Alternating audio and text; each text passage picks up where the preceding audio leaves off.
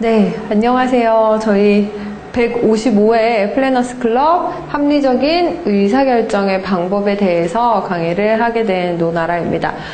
저희 오늘 타이틀이 되게 어떻게 보면 되게 매력적이에요. 항상 우리가 새해가 되면 고민하는 주제죠. 내가 리더의 위치에 있었을 때 어떻게 하면 우리 조직을 정말 똑똑한 의사결정으로 멋지게 이끌 수 있을까에 대한 부분은 모든 리더들이 갖는 공통적인 생각이고, 또 반대로 리더가 아닌 팔로워들, 멤버들 같은 경우에는 내가 리더가 되어 있다면은 이렇게 했을 텐데, 내가 나라면은 지금 이런 의사결정을 했을 텐데 왜 지금 우리 팀장님은 이런 의사결정을 하는 걸까에 대해서 여러 가지 생각을 하고 의문을 갖게 되는 그런 시간들이 있어요. 그래서 매년 새해가 되면은 어떤 회사나 직원들의 역량 강화를 위해서 어떤 리더십 트레이닝을 한다든지 그런 어떤 조직 개편을 준비를 하면서 또 다른 리더들을 뽑아서 새로 앉혀보기도 하고 또 보직을 바꿔보기도 하고 그렇게 여러 가지 노력을 하는 것 같아요. 자, 이 리더들이 정말 똑똑한 조직으로 이끌기 위한다면은 우리는 늘 이야기를 합니다. 의사결정을 합리적으로 해야 된다. 정말 누구나 고개를 끄덕일 수 있을 그런 의사결정을 해야 된다라고 얘기를 하는데, 문제는 그거예요. 우리가 진짜 그 똑똑한 의사결정을 똑똑한 조직으로 이끄는 합리적인 의사결정을 하는 게 과연 가능한 건지, 그 방법에 대해서 오늘 같이 이야기를 해보도록 하겠습니다. 자, 똑똑한 조직으로 이끄는 리더들을 봤을 때, 자, 리더라고 이야기를 했을 때 우리가 가장 먼저 떠오르는 리더가 누구세요? 사실 우리나라에서 리더십이라는 것 자체가 그렇게 붐이 된 거는 생각보다 오래되지 않았어요. 여러분들이 너무도 잘 알고 있는 그 한 사람으로 인해서 리더라는 그 리더십이라는 하나의 강점이 되게 도드라진 그 사람으로 인해서 단어가 굉장히 급부상을 했었거든요. 누군지 아세요? 2002년에 히딩크 감독입니다. 네, 2002년 월드컵을 진짜 우리나라 역사상 있을 수가 없었던 그 어떤 성과까지 내놓고 나서 그 히딩크 감독의 리더십에 대해서 그때부터 사람들이 굉장히 집중을 하기 시작을 했어요. 그리고 리더라면은 이렇게 해야 된다. 히딩크가 이 시대의 리더상으로 떠오르기 시작을 했고, 되게 다양한 리더십에 사람들이 집중을 하기 시작을 했죠. 굉장히 강한 카리스마를 가진 리더십을 얘기하기도 했고, 어떤 사람들은 서번트 리더십이라고 해서 굉장히 섬김의 그런 리더십의 자리에서 있기도 하고, 또 시간이 지나다가는 코칭이라는 거에 굉장히 사람들이 집중을 했어요. 그래서 코칭 리더십에도 굉장히 집중을 하게 됩니다. 이렇게 시간이 지남에 따라서 굉장히 다양한 리더십의 어떤 모습들이 나오고 있어요. 근데 우리가 리더에 대해서 우리가 질문을 던져야 되는 건 전 바로 이거인 것 같아요. 자, 리더라는 거는 여러분, 태어날 때부터 리더인 사람들 이 과연 있을까요? 그렇다면은, 만약에 그러지 않는다면은 그 리더들은 만들어지는 거는 아닐까요? 제가 질문을 던지고 싶은 거는 이거예요. 우리가 잘 얘기하는 게 있어요. 자리가 사람을 만든다라고 이야기를 합니다. 사람들이 되게 많이 성공하고 싶어 해요. 그래서 나는 성공적인 모습의 자리에 있으면서 되게 멋있게 살아내고 싶고, 멋있는 리더십, 정말 사람들을 카리스마 있게 끌어당겨서 함께 걸어가고 싶기를 되게 원하는데, 그러기 위해서는 자기 역량을 마음껏 발휘를 할 수 있어야 돼요. 자기 역량을 발휘하기 위해서 뭐를 해야 되죠? 역량을 발휘할 수 있을 만한 자리를 가야 되는 거죠. 즉, 기회를 얻어야 되는 겁니다. 근데 내가 아무리 뛰어난 리더십을 가졌다고 한다 해도 내가 그 리더의 자리에 있지 않는다면은 내 리더십은 전혀 의미가 없어지게 돼요. 반대로 내가 아무리 리더십이 뛰어나게 있다고 한다, 아무리 리더십이 정말 아무것도 없는 상황이지만 내가 리더의 자리에 가면은 사실 달라지게 되는 게 또 있는 거예요. 자, 그래서 우리가 한번 생각을 해봤으면 좋겠어요. 정말 리더라는 게 이미 태어날 때부터 리더인 사람들이 있을까? 아니면은 정말 자리가 리더를 만드는 것인지, 아니면 리더가 그 자리에 들어가는 것인지, 그거를 먼저 한번 생각을 해봤으면 좋겠어요. 왜냐면 똑똑한 조직으로 이끄는 사람들은 우리는 리더라고 부르니까. 리더는 뒤에서 이렇게 푸시를 하는 사람, 뭐 따라와라고 이야기를 하기보다는 자기가 정말 솔선수범하는 그 사람들을 이야기를 하잖아요. 자, 우리 리더의 모습들을 한번 보도록 합시다. 자, 여기에서 그렇다면은 우리가 진짜 좋은 리더가 되기 위해서 How to be great leader, 정말 위대한 리더가 되기 위해서는 어떻게 해야 되는지 그 방법을 같이 한번 이야기를 해보려고 해요. 우리가 바라는 리더들의 모습이 있어요. 네. 우리가 바라는 리더들의 모습 중에서 혹시 여러분 이게 어떤 건지 기억하시나요? 네. 지금까지도 여전히 이슈화 되고 있는 그 분, 그쵸? 네, 대한항공에서 일어났었던 그 사건을 저는 다시 언급을 하고 싶은데, 굉장히 중요한 위치에 있었어요. 그 장의 위치에 있었고, 어떻게 보면은 그 비행기 안에서도 굉장히 중요한 역할을 하고 있었어요. 근데 제가 굉장히 재미있는 기사를 봤는데, 어떤 기사를 봤냐면, 물론 그 사람도 굉장히 잘못을 했다. 하지만 더 잘못을 한 거는 그 사람의 말을 따르고 들었던, 즉 자기의 역할을 제대로 하지 못했던 진짜 리더들, 그 안에서는 어떤 기장이라든지 그 사람들의 이야기를 하는 거겠죠. 그들이 자신의 책임을 다하지 못했다라고 얘기를 하는 목소리도 있었어요.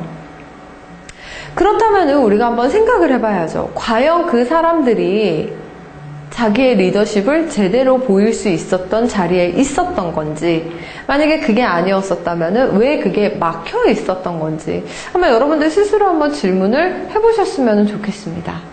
이 사건 혹시 알고 계세요? LG랑 맥킨지가 원래 되게 오랫동안 2000년대 후반에 같이 일을 하기 시작을 했어요. 근데 2000년대 후반에 들어서 굉장히 파격적으로 핸드폰 시장을 완전히 바꿔놓은 사례가 바로 여기에서 탄생을 합니다. 어떤 기업이 등장을 하면서? 네, 애플이죠. 아이폰이 등장을 하면서 어플리케이션 시장이라는 아예 새로운 시장이 새로 구축이 됐어요. 그래서 삼성 같은 경우에는 되게 늦게라도 자기네가 이렇게 스마트폰을 같이 만들어서 그때부터 있던 갤럭시랑 애플이랑 계속 아이폰이랑 계속 싸움을 해가고 있죠. 근데 희한하게 여러분 기억하실지 모르겠는데 유난히 되게 조용한 움직임이 바로 LG였었어요. 그래서 많은 사람들이 저 역시도 핸드폰 유저로서 되게 궁금했었던 것 같아요. 사실 폴더폰을 사용을 할 때는 저는 LG폰이 뭐 디자인 면이라든지 그런 어떤 뭐 인터페이스라든지 그런 면에서는 굉장히 뛰어난 그런 기기를 만든다고 저는 생각을 했었거든요. 근데 이상하게 스마트폰 시장에는 얘네들이 뛰어들지를 않는 거야. 그래서 왜 그럴까? 나중에서야 그 이유를 알았어요. 그때 당시에 LG에서 굉장히 커다란 조직 개편을 했어요. 그리고 어떠한 리더를 끌고 왔냐? 바로 맥킨지의 리더들. 맥킨지라고 아시죠? 보스턴 컨설팅 그룹과 함께 미국에서 가장 어떻게 보면 잘 나가는 컨설팅 그룹에 있는 맥킨지의 리더들을 데리고 온 거예요. 그래서 LG의 새로운 경영에 대해서 그들과 함께 논의를 하고 그 의사결정을 맥킨지에서의 리더들의 의사결정을 따르고 같이 걸어가게 된 거죠. 그게 뭐였었냐면 우리 LG에서 잘할 수 있는 강점에 우리가 포인트를 두자라고 얘기를 하면서 마케팅을 더 열심히 하게 되고 전혀 스마트폰이랑은 다른 노선을 걷게 돼요. 하지만 시간이 지나고 나서 LG가 우리가 잘못된 선택을 했구나. 우리가 그때 당시에는 합리적인 의사결정이라고 생각을 했지만 그 의사결정이 맞지 않았구나라는 거를 확인을 하게 됩니다. 그리고 나서 바로 이 맥킨지랑 결별을 하게 되는 거예요. 자, 이 사례를 보았을 때 리더의 위치에 있을 때 얼마나 의사결정이 중요한 건지, 그 매 순간순간마다의 의사결정이 얼마나 중요한 건지 여러분들이 한번 생각을 해보실 수 있겠죠. 그렇다면 우리는 어떤 리더의 모습을 바라는 걸까? 자, 이 사례를 제가 신문에서 찾았어요. 실제 환경부 직원을 이제 12월 말에 환경부 직원 1,300명을 대상으로 설문조사를 했었대요. 그래서 닮고 싶은 리더가 누구냐라고 얘기를 했을 때 이제 그 남광희 국장이시라는 국장님이 여기에서 이제 됐어요. 선정이 됐어요. 최고의 리더이다. 그렇다면은 이 사람을 최고의 리더로 꼽는 원인, 이유가 있겠죠. 그게 뭘까라고 얘기를 했더니 바로 이렇게 이야기를 하더랍니다. 긴급한 현안 발생 등에 대한 위기관리 능력이 탁월하다. 자, 여러분. 위기 관리를 한번 생각을 해볼게요. 어떤 문제가 닥쳐서 사람들이 어떤 짧은 순간 안에 뭔가를 선택을 해야 될 때 가장 중요한 게 뭐죠? 바로 의사결정입니다. 짧은 시간 안에 현명하게 상황을 객관적으로 판단을 해서 합리적으로 의사결정을 내리는 것, 그것이야말로 진짜 탁월한 위기관리 능력이라고 이야기를 할 수 있어요. 그래서 이 난강의 극장 같은 경우에는 일적인 측면에 있어서 이 위기관리 능력, 즉 합리적인 의사결정을 내리는 그 능력이 굉장히 뛰어난 리더였었다는 것을 우리가 확인을 할 수 있죠. 자, 그래서 정말 우리가 리더에게 요구되는 수많은 역할들이 있습니다. 정말 리더들이 해야 하는 요구들이 경청을 잘해야 된다, 조직원들을 잘 이끌 수 있어야 된다, 여러 가지 내용들이 있지만 가장 중요한 리더들에게 요구되는 가장 제1의 덕목이 뭐냐면 바로 의사결정이라고 저는 감히 말씀을 드려요. 얘기를 하더라고요. 제가 한번 방송국 PD랑 같이 이야기를 하게 됐었는데 그 방송국 PD가 지금 한 40대 중반 정도 되시는 분이에요. 근데 그분이 와가지고 이야기를 하시는 게 자기가 만약에 10년만 일찍 태어났어도 자기는 절대 PD를 하지 못할 것 같다라고 얘기를 하더라고요. 그분이 나름대로 이제 KBS랑 그런 데에서 이름 있는 프로를 만드신 제작 PD인데 얘기를 하시더라고요. 나는 만약에 내가 10년만 늦게 태어났어도 나는 절대 PD를 못했을 거다. 그게 왜 그러냐라고 얘기를 했더니 요새 들어오는 청년, 새로 들어오시는 그 어떤 새빨간 PD들이 너무 스펙이 좋은 거예요. 너무 뛰어난 능력을 가지고 있고 너무 뛰어난 스펙으로 도대체 어떻게 저렇게 공부를 했지라고 자신이 느낄 만큼 너무 뛰어난 능력들을 가지고 있대요. 근데 그럼에도 불구하고 자기가 명확하게 이야기할 수 있는 거는 하지만 그들이 가지고 있지 않은 딱 한 가지 우리에게 경쟁력이 있는 게 뭐냐면 그게 바로 의사결정 능력이라고 이야기를 합니다.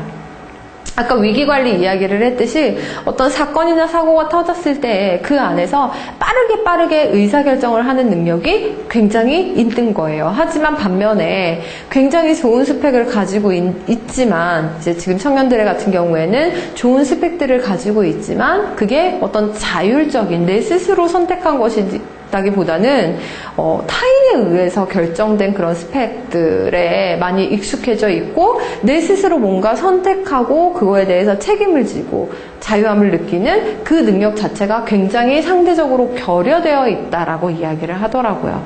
그래서 자 정말 우리가 의사결정 능력이 단지 지금 이 시대의 리더뿐만이 아니라 여러분들이 키우는 자녀들 역시도 마찬가지인 것 같아요. 진짜 어떤 똑똑한 조직을 이끌지 않고 내 삶 자체를 이끄는 상황 속에서도 합리적인 의사결정, 정말 올바른 의사결정을 하기 위해서 얼마나 우리가 이 능력을 길러야 되는지 다시 한번 생각을 하게 됩니다. 자, 그래서 저는 여러분들한테 이거를 한번 이야기를 하고 싶어요. 네, 혹시 이 사진 어떤 건지 알고 계세요?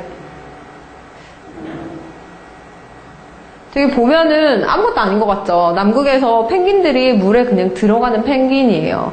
근데 그 중에서도 여기에 이렇게 첫 번째 들어가는 펭귄을 반드시 부르는 말이 있습니다. 뭐냐? 퍼스트 펭귄이에요. 첫 번째, 말 그대로 첫 번째 펭귄이에요. 근데 단지 얘네들이 그냥 물속에 들어가는 첫 번째 펭귄이라는 거, 그냥 처음 들어갔어 라는 그것보다 훨씬 그 이상의 의미를 가지고 있는 게 바로 이 퍼스트 펭귄이에요. 뭐냐면 수만 마리의 펭귄들이 남극에 있어요. 근데 얘네들이 겁이 되게 많대요. 그래서 물속에 들어가야 되는데 물속에 들어가야지 얘네들이 밥을 먹거든요. 그래서 물속에 들어가서 수영을 하면서 물고기를 잡아오고 또 이동을 하고 그래야 되는데 너무 겁이 많으니까 물속에 뛰어들지를 못하는 거예요. 그래서 자기네들끼리만 오밀조밀 모여있고 그러는데 그 중에서 딱 한 마리, 제일 처음 누군가가 뛰어들게 되다 보면은 그 이후에 뒤에 따라오는 펭귄들이 다 같이 뛰어든다라고 이야기를 해요.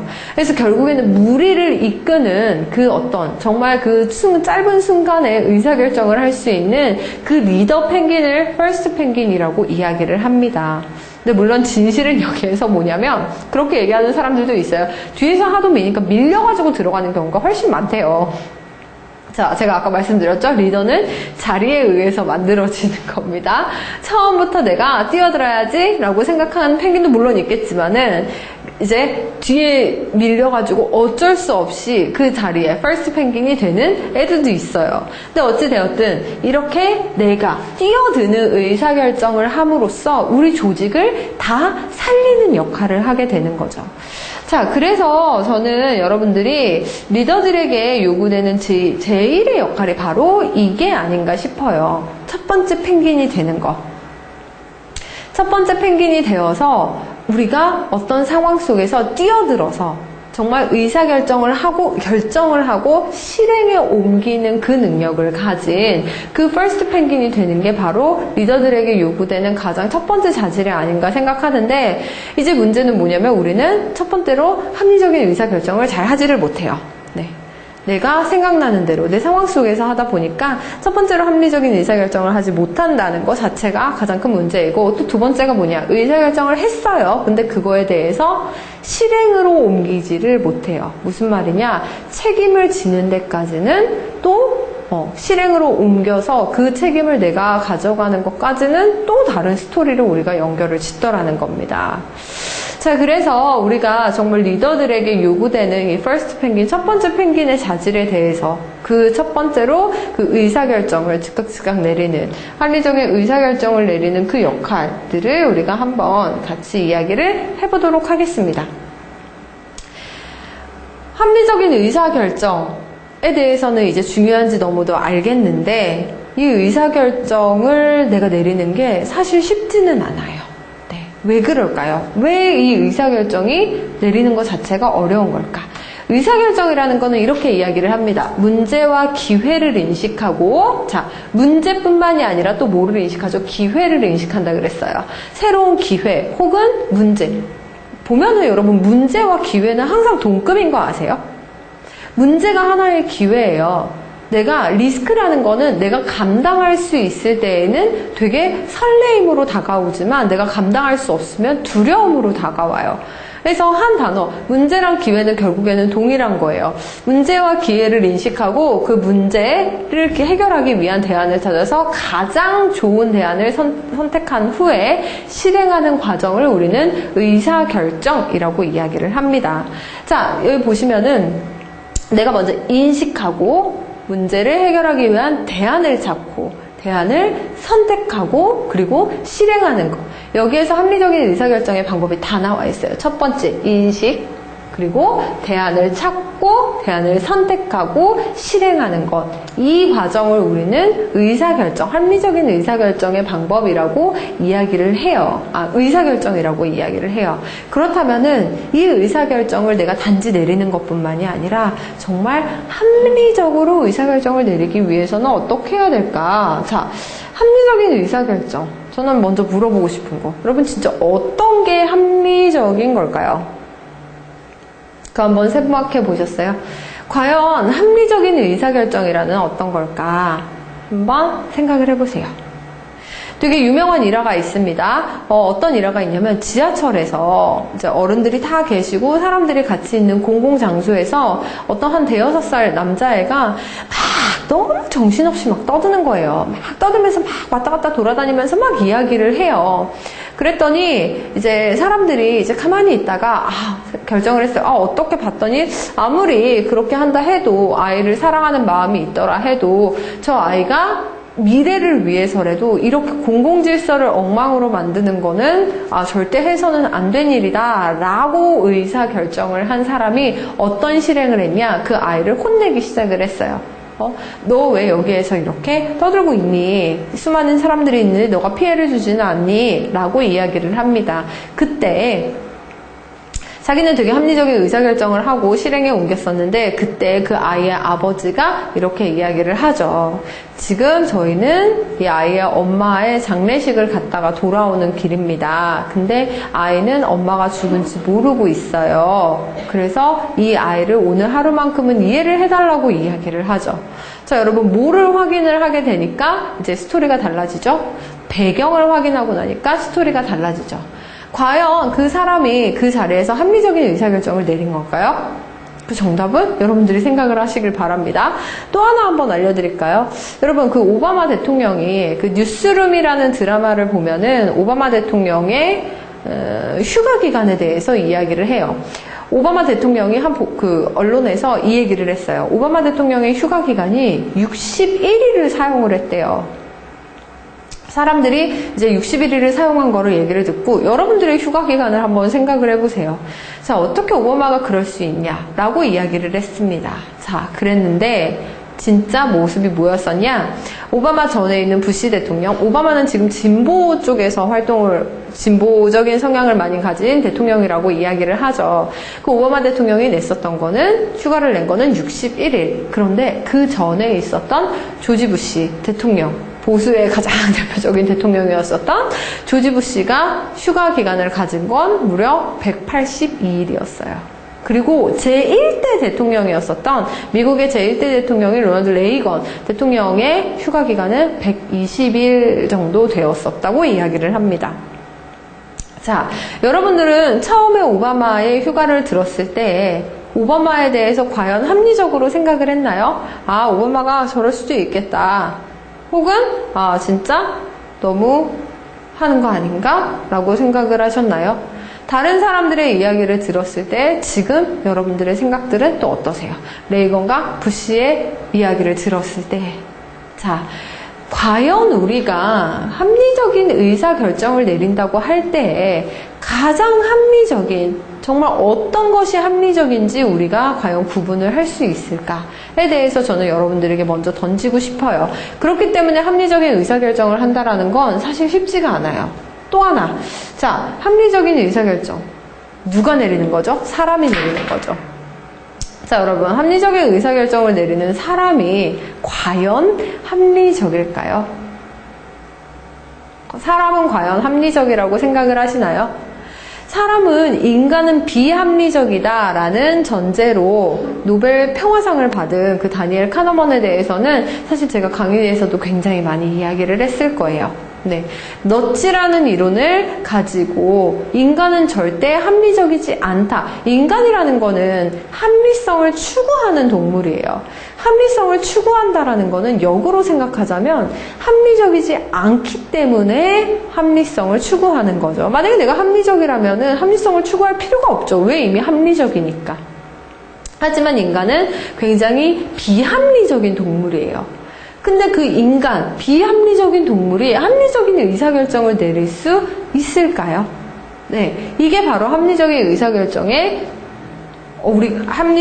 의사결정을 내리고자 할 때 사람들이 굉장히 어려워하는 이유 중에 하나인 거죠. 또 하나, 합리적인 의사결정. 만약에 이 의사결정에 시간이 필요하다면 어떨까요? 자, 의사결정을 사람들이 가장 현명하게 할 수 있는 방법 중에 하나가 뭐냐면 바로 정보예요. 아까도 보셨죠? 내가 오바마에 관한 정보만 가지고 있었을 때에는 뭐를 생각을 했어요? 아, 진짜 너무한 거 아니야? 라고 생각을 했습니다. 근데 내가 나중에 더 많은 정보를 가지게 됐어요. 조지 부시 대통령에 대해서 또 알게 되고, 레이건에 대해서도 알게 됐어요. 그렇게 우리가 수많은 정보를 가졌을 때 그때 우리의 생각과 뭔가 마인드는 달라지게 되는 거예요. 그래서 가장 사실 중요한 게 뭐냐면 의사결정에서 가장 중요한 게 뭐냐면 아는 거예요. 그래서 정보는 결국에 아는 것은 힘이라고 이야기를 하죠. 그런데 문제가 뭐냐? 여러분들이 알고 있는 것, 지금 알고 있는 게 여러분들이 이 의사결정을 해야 되는 그 시점이 되었을 때에도 과연 동일할까요? 저는 마치 음식물이 부패를 하듯이 정보도 하나의 부패되는 것 중에 하나라고 생각을 해요. 시간이 지나면은 정보가 시간을 지났기 때문에 오히려 훼손되는, 그러니까 그 시간 자체가 이렇게 폐기되어야 되는 그런 정보들이 저는 있다라고 생각을 합니다.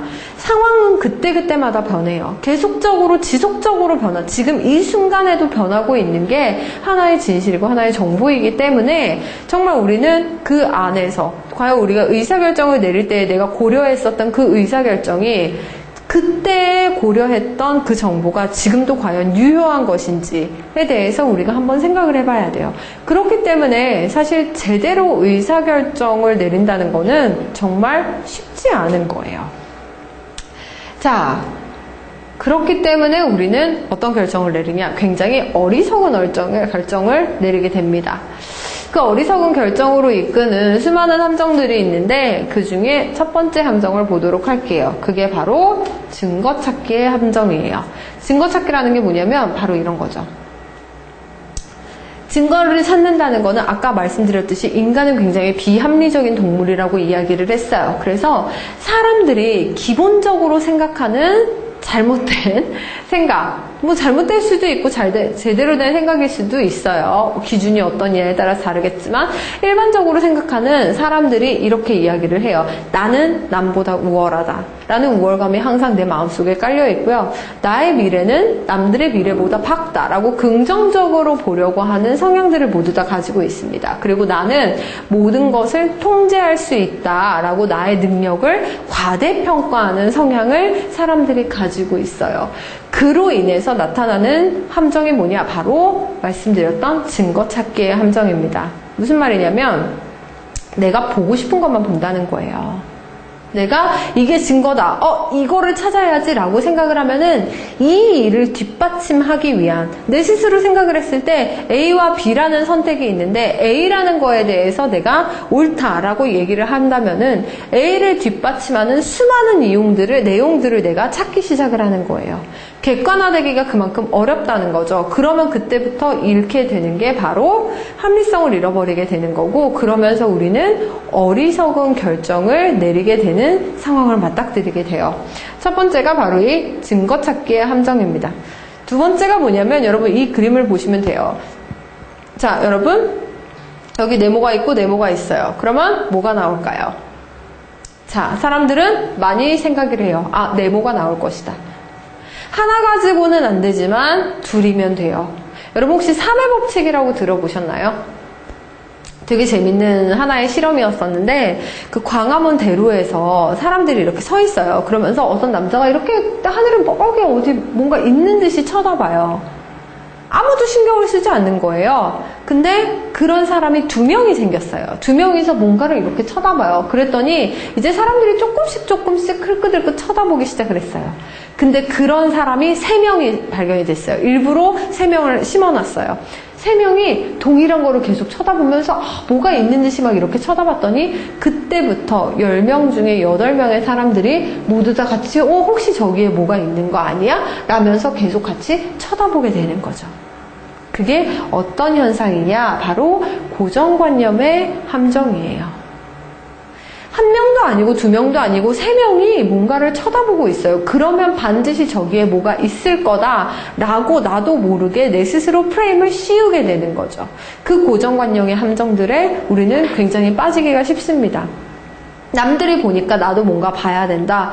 저기에 뭔가 있을 거야 라고 생각하는 잘못된 고정관념을 가지게 되는 거죠. 지금 이 뒤에 여러분 세 번째에 뭐가 나올지는 아무도 몰라요. 동그라미가 나올 수도 있고요. 아니면 어쩌면 안 나올 수도 있어요. 그냥 이 밑줄로 끝날 수도 있어요. 근데 그런데도 불구하고 우리는 이미 2개가 네모로 보여졌기 때문에 세 번째에도 당연히 네모가 나올 거야 라고 어떤 누구가 시키지도 않았는데 내가 이미 처음부터 고정관념을 갖게 되는 거죠. 자, 이런 고정관념들의 함정들에 우리는 빠지게 됩니다. 세 번째는 무엇이냐? 바로 이거죠. 지금 이 상황이 영원할 거야 라고 생각을 하는 현상 유지의 함정이에요. 아까 제가 말씀드렸죠? 자, 정보가 시간이 지나면 변하듯이 상황 역시도 마찬가지예요. 지금 여러분들은 사실 우리는 그냥 한 자리에 있다고 얘기를 할 수가 없어요. 여러분들은 우리는 바다 위에 떠 있는 거나 마찬가지예요.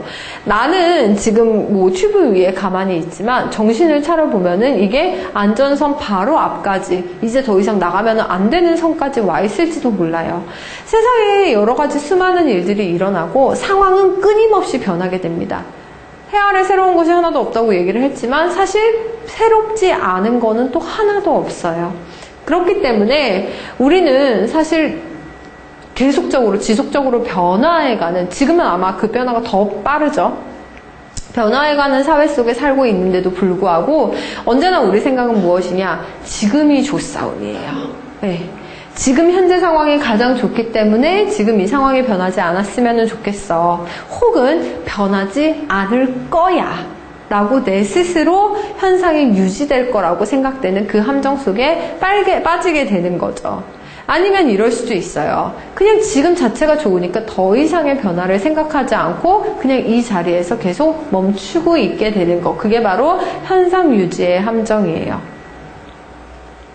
다음이 뭐냐면 저는 제 생각에는 수많은 사람들이 가장 많이 빠지는 의사결정을 할 때 가장 많이 빠지는 함정 중에 하나가 바로 이거인 것 같아요. 바로 매몰 비용의 함정이에요. 이게 뭐냐? 여러분 그거예요. 내가 직장을 그만두고 어떤 새로운 일을 시작을 하고 싶어요.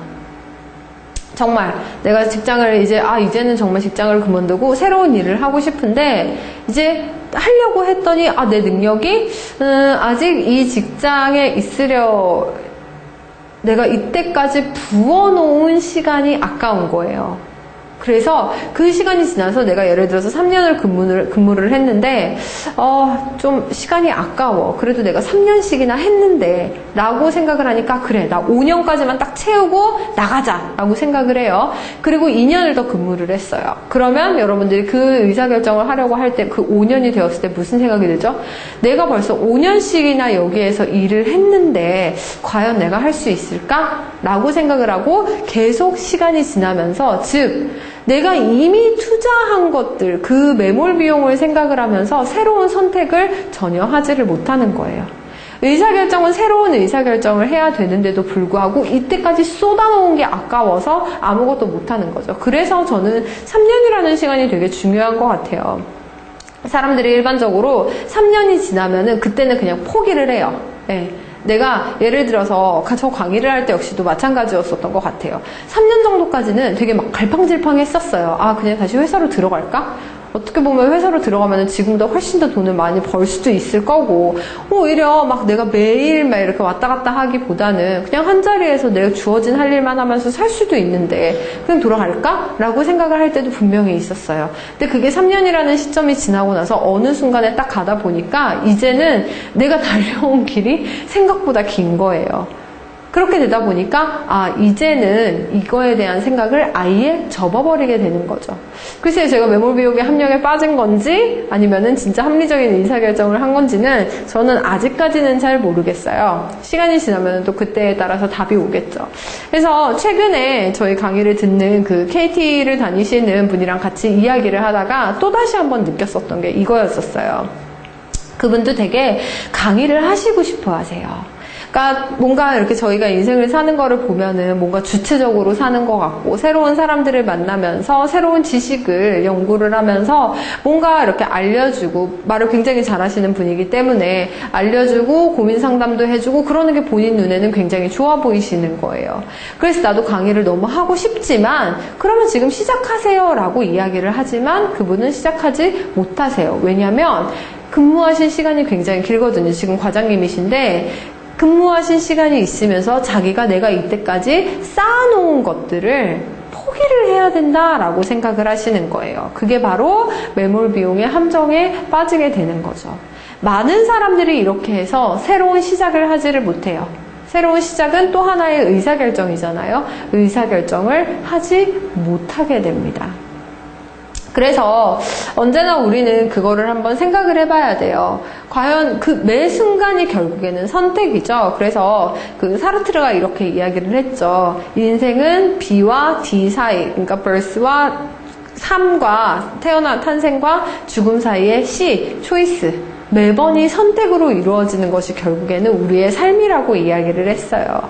그래서 합리적인 의사결정이라는 건 정말 비즈니스 용어로 뭔가 거창하게 막 합리적인 의사결정 이렇게 이야기를 했지만 결국에는 우리의 매 순간순간의 인생 자체가 과연 나는 올바른 선택을 하고 사는 건지에 대해서 고민을 할 수밖에 없는 인생을 우리는 살고 있는데 항상 빠지는 게 바로 이 매몰비용의 함정이라는 거죠.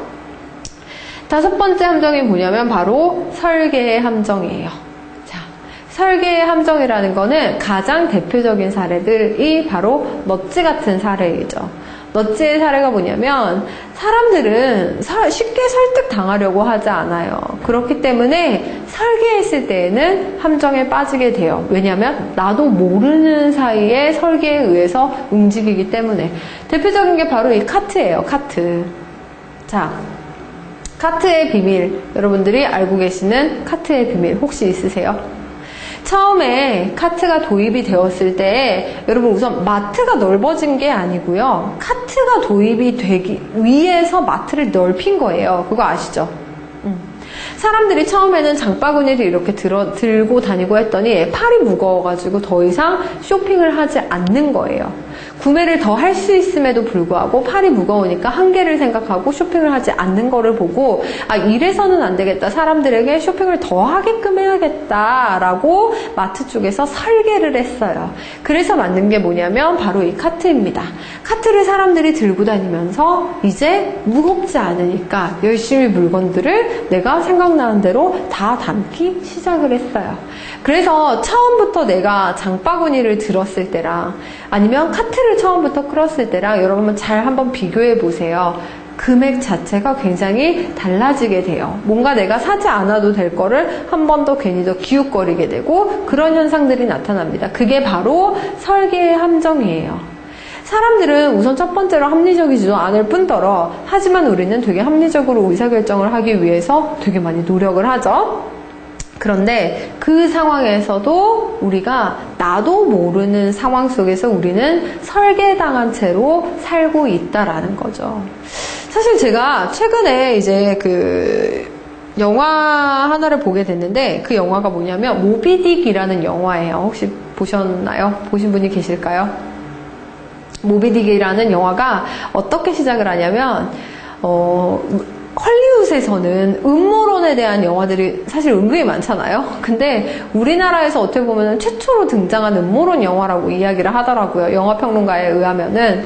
그래서 어떻게 시작을 하냐면 그 다리 하나가 갑자기 폭파가 되는 거예요. 다리 하나가 폭파가 돼서 거기에서 사람들이 이제 뭐 다친 사람이나 그런 건 없는데 다리가 폭파되었기 때문에 사람들이 굉장히 거기에 이슈가 되는, 주목이 되는 거예요. 그래서 도대체 왜 이 다리가 폭파가 되었는지 사람들이 그때부터 막 관심을 갖기 시작을 해요. 근데 그때 얘기를 하는 게 뭐냐, 이게 바로 북한 간첩의 소행이다 라면서 이제 영화가 스토리가 흘러가게 돼요. 근데 거기에 주인공이 누구냐면 황정민이에요. 근데 황정민이 기자예요. 정치부 기자인데 뭔가 스토리가 그렇게 흘러가는 거를 보고 캐고 싶은 거예요. 도대체 이 비하인드에는 뭐가 있는 걸까? 왜 정말 진짜 북한 소행이었을까? 근데 거기에서 어떤 사람이 나오냐면은 그 간첩이 와서 폭탄 테러를 한 거라고 얘기를 하거든요. 언론에서 그렇게 보도를 하거든요. 근데 그 간첩이 이렇게 온몸에 화상을 입고 병원에 누워있는 상황인 거예요. 그러니까 그 사람이 눈을 떠야지 뭘 같이 이야기를 듣고 네가 왜 그랬냐 그 저희라도 알아보고 그러는데 지금 그러지도 못하는 상황. 그래서 황정민 같은 경우에는 정치부 기자이기 때문에 그 사람이 눈을 뜨는 거를 계속 기다리는 거예요. 아, 이 사람이 눈을 떠서 얘기를 해야 되는데 근데 그 시즌에 딱 그럴 때쯤에 자기 옛날 그 동네에 동생이 자기를 찾아오게 됩니다. 근데 그 동생이 탈영을 한 거예요. 탈영을 해서 이야기를 합니다. 그 사건이, 다리 폭탄 사건이 이게 절대 우연이 아니다. 만들어진 사건이다 라고 이야기를 하게 돼요. 그래서 그 사건에 더욱더 관심을 가지면서 이 사람이 그 간첩이 빨리 일어나기를 바라고 있는데 문제는 그 사람이 간첩도 아니었었다는 거죠.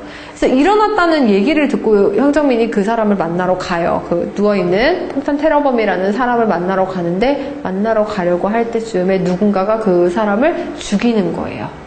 그래서 사건이 계속 커지게 되니까 황정민이 아, 지금 여기에 뭔가 숨기는 게 있구나 라고 생각을 하고 같이 일했던 기자도 그 사이에서 죽음을 당하게 되고, 그러니까 비하인드에 뭐가 커다란 게 있다라는 거를 이제 알게 되는 거죠. 하지만 사람들은 몰라요. 언론에서는 계속 때리는 게 계속 북한의 소행이다 막 이렇게 얘기를 하게 되다 보니까. 근데 그러면서 그 영화에서 비하인드로 나오는 게 뭐냐면 정부 위의 정부에 대해서 이야기를 해요. 이게 진짜 음모론이죠. 정부 위에 정부에 대해서 이야기를 하면서 우리가 표면상으로 드러나는 그런 어떤 여당, 야당이라든지 이 사람들도 결국에 정부 위에 정부가 있기 때문에 우리 그런 장면이 나와요. 같이 이렇게 밥을 먹으면서 아, 지금 이번에는 여당 한번 밀어줍시다. 이번에는 우리가 한번 하겠습니다. 이번에는 야당 한번 밀어줍시다. 라는 그런 표현들이 나와요. 그래서 결국에는 그 설계라는 거죠. 자, 우리가 설계의 함정에 대해서 이야기를 하다가 여기까지 나왔는데 그런 어떤 하나의 사건들을 만듦으로써 내가 굉장히 합리적인 의사결정을 했다라고 정치적으로는 그런 어떤 북한의 소행들이 있으니까 우리가 국방 안보를 위해서 뭐 국방비를 올려야 됩니다 라는 식으로 얘기를 하지만 그 국방비를 다른 곳에다가 갖다 쓰게 되는 거죠. 그래서 그런 식으로 사람들의 이슈를 주목시키는 그런 역할들을 하는 그런 정부 위의 정부에 대해서 얘기를 하는 게 그 영화였었어요. 그래서 어떻게 보면 되게 흥미로웠었는데 사실 영화가 살짝 용두삼이 느낌이 나가지고 처음에는 굉장히 음모론으로 재미있게 나가다가 막판에 굉장히 힘을 잃는 영화여서 좀 아쉽기는 했었는데 기회가 되시면 한번 보시는 것도 좋을 것 같아요. 그런 식으로 우리나라에서 음모라는 거는 결국에는 설계거든요. 사람들이 알지 못하게끔 내가 이렇게 판을 만들어서 하는 거. 그거에 대해서 영화에서 이야기를 해요. 그래서 우리는 어쨌든 그 합리적인 의사결정을 하기 위해서 굉장히 잘 빠지는 것 중에 하나가 바로 이 설계의 함정이라는 거죠.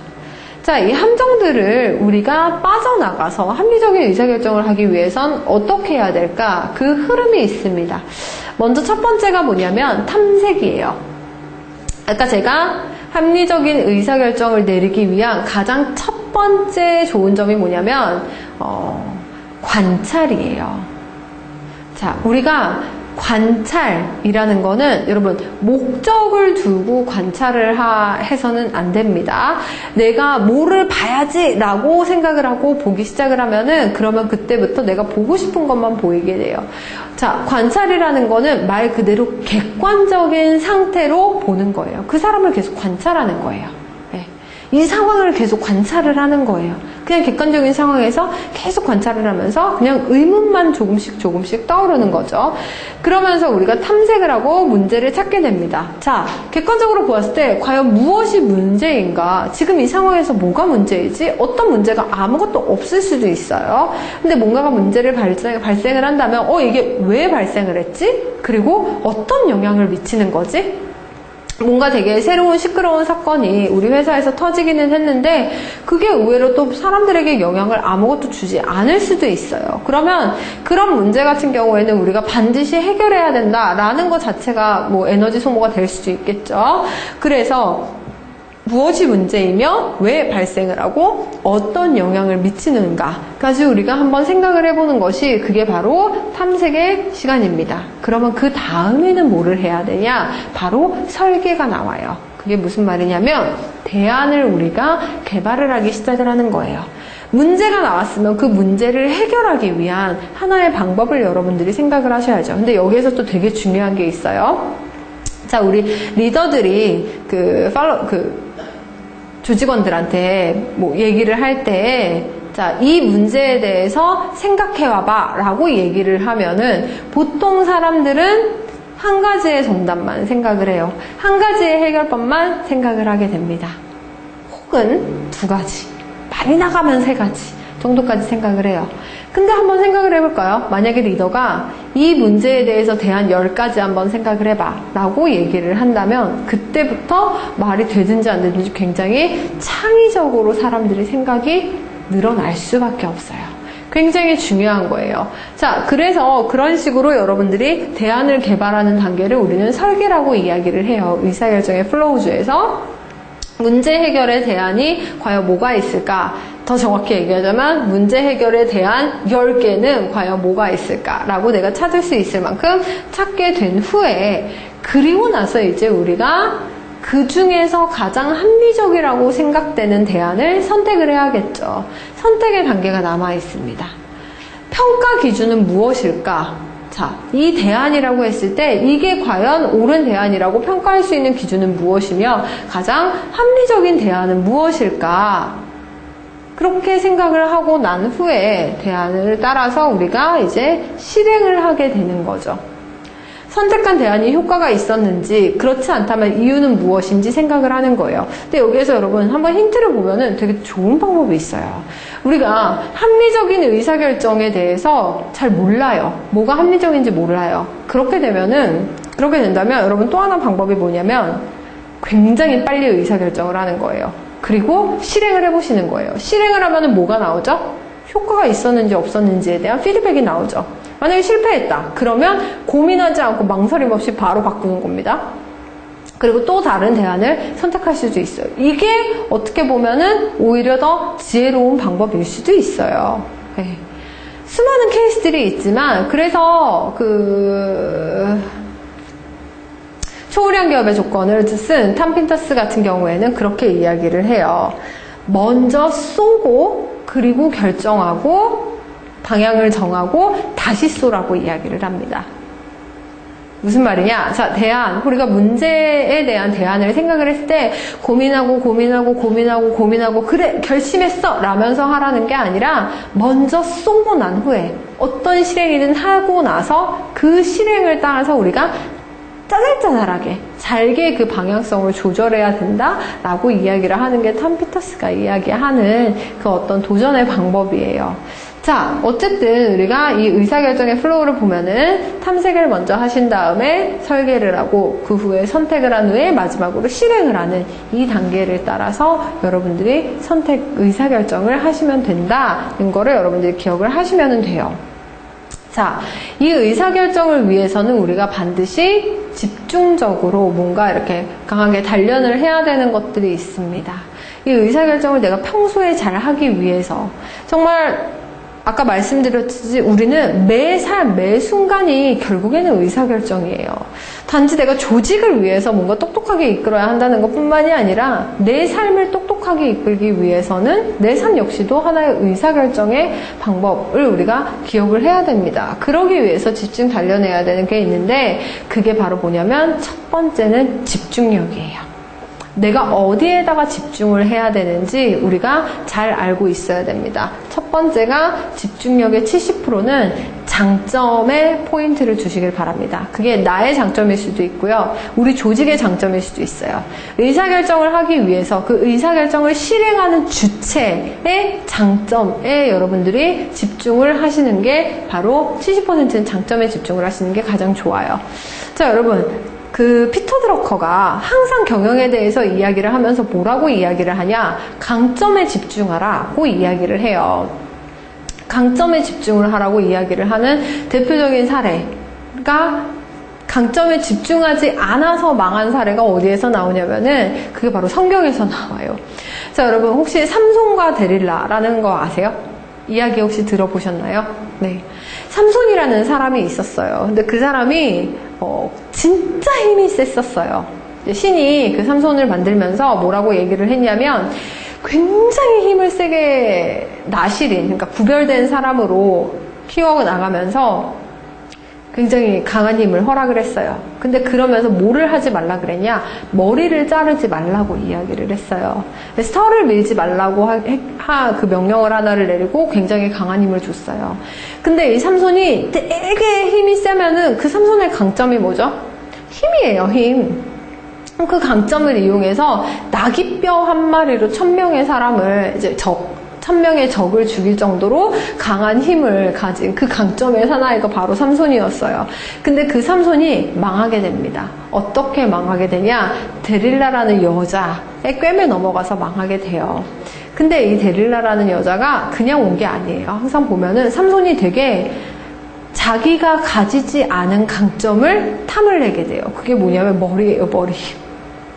머리카락이 아니라 누군가의 지혜. 그래서 되지도 않는 수수께끼를 자꾸 내는 거예요. 네, 말도 안 되는 수수께끼를 열심히 내면서 뭔가 사람들이 자기의 강점 어떤 힘이 아니라 다른 부분을 계속 자랑하려고 노력을 하게 돼요. 그러게 되다 보니까 그 수수께끼에 자기 스스로가 휩싸여서 데릴라에게 이렇게 술을 먹게 되고 데릴라와 함께 술을 먹게 되고 그 잠든 사이에 사람들이 삼손의 머리를 다 잘라버립니다. 신이 삼손을 만들 때 삼손의 힘의 근원이 이제 그 머리카락이라고 이야기를 했는데 머리카락을 다 잘라고 그리고 이제 누나를 뽑아버려요. 그렇게 되다 보니까 아무것도 할 수 없고 결국에는 최후에 막 이렇게 기도를 하면서 나에게 단 한 번만 힘을 주사라고 이야기를 하면서 그 기둥을 무너뜨리면서 죽게 되는 성경에 굉장히 비운의 인물이 바로 삼손이라는 사람이에요. 그렇게 우리는 여러분 한번 잘 생각을 해보세요. 피터 드러커도 이야기를 했듯이 우리가 뭔가에서 성과를 낸다라는 거는 강점에서 성과를 내는 거지 약점을 커버한다고 성과를 내는 게 절대 아니에요. 그렇기 때문에 여러분들이 진짜 합리적인 의사결정을 하기 위해서는 먼저 나의 강점을 알고 우리 조직원의 강점을 알고 의사결정을 수행하는 그 사람들의 강점에 여러분들이 가장 먼저 70%의 포인트를 두고 집중을 하시는 게 제일 중요합니다. 그리고 나서 25%는 뭐냐면 새로운 일에다가 포인트를 주세요. 자, 아까 말씀드렸듯이 하나의 문제가 터졌을 때 내가 그 문제에만 너무 집중을 하게 되다 보면은 다른 문제는 전혀 객관적으로 보이지 않게 돼요. 사실 세상에 수많은 사람들이 지금 이 시대를 사는 수많은 사람들이 그것 때문에 죽어나는 것 같아요. 네. 우리 집만 힘들어. 우리 부모님만 이렇게 힘든 상황이야. 지금 아무한테도 이야기를 못해서 그렇지 결국에는 다 플러스 마이너스 제로예요. 정말로. 네. 그렇기 때문에 이 사람들이 자기 얘기를 내 문제에만 새로 집중을 하고 지금 현재 있는 문제에만 계속 포인트를 두기 때문에 다 힘들어지는 상황이 오게 되는 거죠. 내가 하나에 집중해야겠다라고 너무 이렇게 빠져들게, 문제 속에 빠져들게 되면은 그 문제에 결국에는 잠식되게 돼요. 그렇기 때문에 여러분들은 어떤 그 의사결정을 하기 위해서 동시에 하나의 여백을 남겨두셔야 되는 거고 그게 바로 새로운 일이 되는 거죠. 지금 이 문제가 아니라 또 다른 새로운 일에도 여러분들이 포인트를 두셔야 되는 거고 그리고 나서 나머지 5%가 자, 여러분들의 약점, 우리 조직의 약점, 나의 약점에 대해서 생각을 하셔야 되는 거예요. 그렇게 여러분들이 평소에 집중력을 단련을 하고 나서 두 번째로 단련을 해야 되는 게 뭐냐면 바로 통찰력입니다. 통찰력이라는 거는 여러분 우리가 인사이트라고 이야기를 하죠. 네. 가만 이제 어떤 상황을 꿰뚫어 보는 그 하나의 능력을 이야기를 하는데 통찰력을 갖기 위해서는 가장 중요한 게 뭐냐면 과거의 성공을 분석을 하셔야 돼요.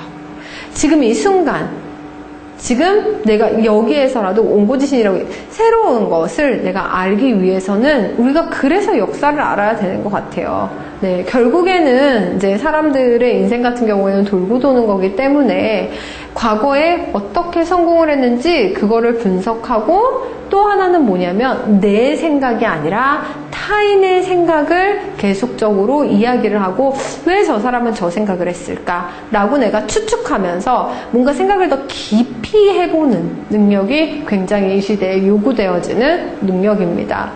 그리고 의사결정을 할 때 역시도 마찬가지예요. 모두가 다 만족할 수 있는 의사결정을 할 수는 없어요. 특히 회사에서는 더 그래요. 그래서 회사에서 보면은 리더들을 보면은 두 가지의 리더들이 있어요. 어떤 사람이냐면 효율성을 포인트로 두는 리더들이 있는가 하면은 가능성에 포인트를 두는 사람들이 있어요. 효율성에 포인트를 두는 사람들은 일의 성과를 굉장히 중시하고 일 중심으로 돌아가기 때문에 뭔가 우리 조직에서 따라오지 못하는 사람이 있으면 이 사람을 버리고서라도 가려고 하는 사람이에요. 성과는 굉장히 잘 나와요. 근데 반대로 굉장히 사람 중심의 사람들, 즉 그 사람의 가능성에 포인트를 두는 리더들도 있어요. 어떤 리더가 틀렸다고 이야기를 할 수는 없어요. 하지만 중요한 거는 내가 리더의 자리에 있다면은 이런 사람도 있고 저런 사람도 있다라는 거를 단지 내 스스로 생각하는 게 아니라 타인의 생각을 계속 곱씹어 봄으로써 내가 통찰력을 가질 수 있다라는 거죠. 그리고 세 번째는 배짱의 귀를 기울인다라는 거예요. 그게 무슨 말이냐면 결국에는 직관적으로 해야 되는 것도 분명히 필요하다라는 거죠.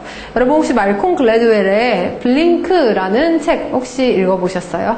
직관에 관한 이야기입니다. 자, 결국에는 사람들이 눈 깜빡하는 그 2, 3초의 순간에 내가 모든 거를 다 결정한다 라고 이야기를 하는 게 바로 말콤 글래드웰이고 그 직관에 의해서 내가 현명한 의사결정을 내리기 위해서는 평소에 아까 이야기를 했듯이 자, 과거의 성공을 분석하고 타인으로부터 배우고 그리고 나서 내가 내리는 그 직관에 의지를 해야 된다 라고 이야기를 해요. 자, 내가 어떤 사람은 이렇게 얘기를 해요. 내가 고민하고 머무르고 생각하는 동안 기회는 바람같이 사라진다 라고 이야기를 해요. 그래서 때로는 주저없는 행동이 수많은 생각들보다 훨씬 더 중요하다라고 이야기를 합니다. 그래서 여러분들이 통찰력을 가지기 위해서는 때로는 그 직관의 의지를 하는 것도 반드시 필요하다는 거. 그리고 나서 이제 의사결정이라는 거는 말 그대로 결단을 내리는 거죠. 그래서 그 결단을 위해서 우리가 뭐를 해야 되냐? 첫 번째로 원하는 걸 알고 있어야 돼요. 목적, 목표랑은 조금 다른 얘기예요. 자, 여러분, 원하는 것과 목적이 항상 동일할 수는 없어요. 특히 조직에서는 더 그래요. 하지만 가장 좋은 게 뭐냐면 내가 원하는 것이 목적이 되는 거, 혹은 목적을 달성함으로써 내 원하는 것이 이루어지는 시너지 효과를 내는, 그게 가장 최상의 결과를 불러오는 거죠. 그러기 위해서는 뭐를 알아야 되냐? 내가 뭘 원하는지 알아야 돼요. 근데 많은 사람들이 내가 뭘 원하는지조차도 알지 못하면서 살고 있죠. 그래서 기본적으로 나는 어떤 생각을 가지고 있는지 알아야 되는 거. 그리고 두 번째는 더 많은 위험을 감수해야 돼요. 무슨 말이냐면 내가 아까 탐피터스가 이야기하는 것과 마찬가지인 것 같아요. 선택에 대해서 내가 조금 망설임 없이 어떤 더 많은 위험, 더 많은 도전을 하는 게 필요하다라는 거고, 세 번째로는 이제 마음가짐을 바꾼다라는 거죠. 내가 이걸로 인해서 과연 실패할까? 라는 거를 성공할 수도 있다 라고 반대로 생각해 보기도 하고, 반대로 내가 이건 무조건 성공할 거야 라고 생각하는 거를 반대로 실패할 수도 있겠다 라고 역으로 한번 생각해 보는 게, 그 마음가짐을 바꾸는 게 반드시 필요하다라는, 그렇게 결단력을 단련을 시키는 거죠. 자, 우리가 마지막으로 그렇다면은 합리적인 의사결정을 위한 우리가 팁을 같이 이야기를 하고 강의를 마치도록 하겠습니다. 자, 의사결정을 내리기 위해서는 여러분들이 이거를 절대 기다려서는 안 돼요. 이것이 무엇이냐? 바로 기회죠. 기회를 절대 기다리셔는 안 됩니다. 기회는 기다리는 게 아니라 기회는 여러분들이 만들어 가시는 거예요. 네, 그렇게 내가 적극적으로 의사결정을 할 때에 내가 정말 제대로 된 합리적인 의사결정을 할 수 있다라는 거를 생각을 한번 해보셨으면 좋겠어요. 절대 내가 뭘 제대로 된 선택을 한다라는 거는, 우리는 100% 옳은 결정을 하는 거는 불가능해요. 세상에 100% 옳은 것도 없고 사실 100% 그른 것도 없어요. 그렇기 때문에 우리는 항상 뭐에 익숙해져 있냐? 수동적으로 뭔가를 기다리는 데에 되게 익숙해져 있어요. 근데 그게 아니라 이제는 여러분들이 의사결정을 하기 위해서 그 오는 기회들을 내가 직접 만들고 혹은 찾으러 다니는 그런 방식이 여러분들이 필요하는 걸 기억하시고요. 더 많은 실수를 하셔야 됩니다. 의사결정을 할 때 어른들이 우리가 현명하고 지혜롭다라고 얘기를 내리는 게 뭐냐면 그 상황에 수많은 실수들을 반복했기 때문이죠. 그래서 에디슨이 그렇게 이야기를 하죠. 나는 수천 번을 실패한 게 아니라 전기가 만들어지지 않는 수천 번의 방식을 발견한 것이다 라고 이야기를 하죠. 그래서 결국에는 그렇게 수많이 도전을 하는 것이 가장 중요한 것이라는 걸 기억을 하고, 실수는 많이 하면 할수록 좋은 거인 것 같아요. 그래서 실수를 하지 않는 사람들이 세상에는 훨씬 많아요. 왜? 도전을 하지 않았기 때문에 실수를 하지 않는 거죠.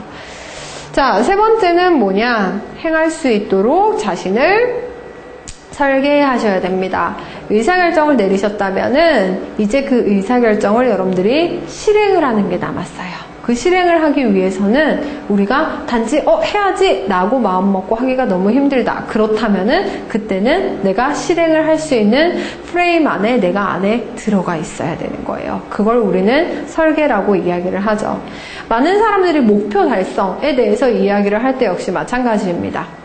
목표를 달성해야 된다라고 얘기를 하는데 어떤 목표를 달성을 해야 되냐? 저는 사실 그렇게 생각을 해요. 이룰 수 없는 목표를 달성하려고 노력을 해야 돼요. 이룰 수 있는 목표는 그냥 하시면 돼요. 네. 근데 이룰 수 없는 목표를 만들었기 때문에 그때부터 우리는 설계를 하게 되는 거죠. 100m를 9초 안에 달리는 거는 9초 안에 달리기 위해서 우리는 지금도 수많은 연습을 하고 있어요. 근데 100m를 3초 안에 달려야 되는 상황이다. 그러면은 여러분들은 연습이 아닌 그 외의 모든 것을 한번 생각을 해보려고 하실 거예요. 어떤 방식으로라도 100m를 3초 안에 달려야 되는 목적이 있다면. 그래서 여러분들이 결국에는 실행을 하기 위해서 내 모습을 설계하는 것이 가장 중요하다는 걸 기억을 하시고요. 자, 다음 단계를 실행하시길 바랍니다. 무슨 말이냐? 지금이 현재 단계가 아니라 그 다음 단계를 여러분들이 생각을 해보셔야 된다는 거예요. 항상 한 발자국 앞서서 실행을 하시는 게 굉장히 현명한 방법이라는 거를 기억하세요. 지금 단지 내 눈앞에 뭐가 있기 때문에 내가 이거를 한다라는 거는 그냥 이거를 하는 걸로 끝나요. 하지만 진짜 여러분들이 리더가 된다면 수많은 사람들이 생각하는 것보다 항상 한 발자국 앞서 나가 있어야 돼요. 근데 그렇다고 너무 한 5발자국 앞에 있으면 또 안 돼요. 그렇게 되면은 마치 고흐가 자기 시대에서 인정을 못 받았던 거랑 똑같은 현상이 나타나게 돼요. 네.